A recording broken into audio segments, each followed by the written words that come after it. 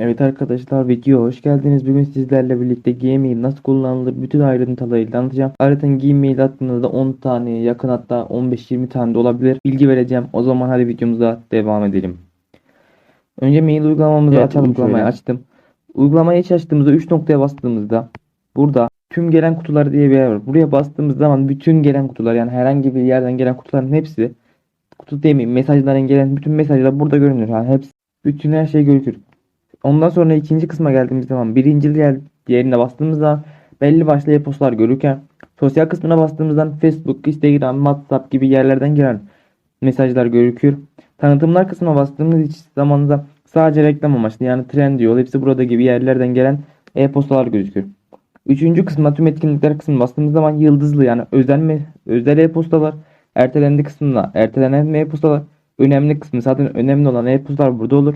Gönderildi, yani siz birisine e-posta gönderdiğiniz zaman burada gözükür. Planlanan kısmına bastığımız zaman bir e-postayı planlıyorsunuz, işte diyorsunuz ki yarın saat 12'de şu kişiye şu e-posta gönderilsin diyorsunuz ve bu zamanda gidiyor e-posta. Giden kutusu, yani yine aynı şekilde gönderdiğiniz e-postalar taslaklar, yani buraya herhangi bir e-postayı bu şekilde, nasıl diyeyim, kaydediyorsunuz ve duruyor. Tüm e-postalar kısmına bastığımız zaman yine tüm e-postalarınız gözüküyor. Spam'dan önce onu söyleyeyim. İşte Trendyol size arka arkaya işte 50 tane mesaj attı, e-posta attı.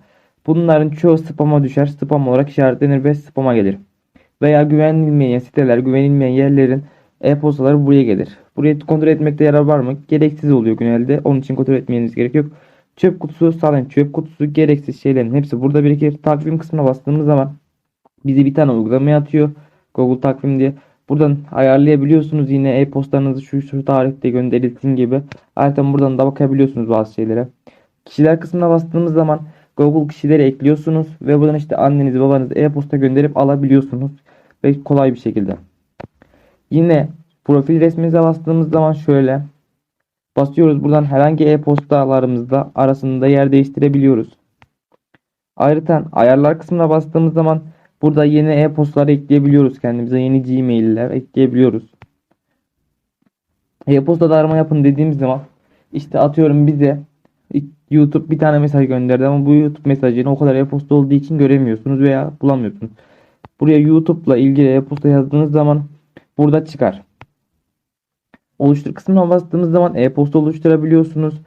İkinci kısma bastığımız zaman e-postanın yanında buradan toplantı yapabiliyorsunuz. Yani siz toplantı oluşturabiliyorsunuz veya başka kişilerin kodu ile toplantıya katılabiliyorsunuz. Bir nevi Zoom görevi veya WhatsApp'taki görüntülü görüşmeyi aynı bu şekilde olabiliyor. Bir mail uygulamasında niye bu var? Ben hiçbir bilgim yok ama güvenli bir şekilde konuşabiliyorsunuz. Bunu biliyorum. Kod ile katılın dediğiniz zaman burada size bir kod veriyor, o kişi oluşturduğu kodu ve buraya yapıştırdığınız zaman katılıyorsunuz en üstten ve direkt katılabiliyorsunuz. Artı yeni toplantı dediğiniz zaman buradan toplantı başlatabiliyorsunuz. Sistemi işte linkle o toplantı başlatıyorsunuz. Anında direkt toplantı başlatabiliyorsunuz veya ayarlayıp başlatabiliyorsunuz. İşte yarın saat 12'de toplantı oluştur gibi olabiliyor. Uygulamamız bu kadardı. Bilmediğiniz çoğu şeyi öğrendiğinizi düşünüyorum. Daha fazla böyle videoların gelmesi için kanalıma abone olmayı ve videoya like atmayı unutmayın. İyi günler.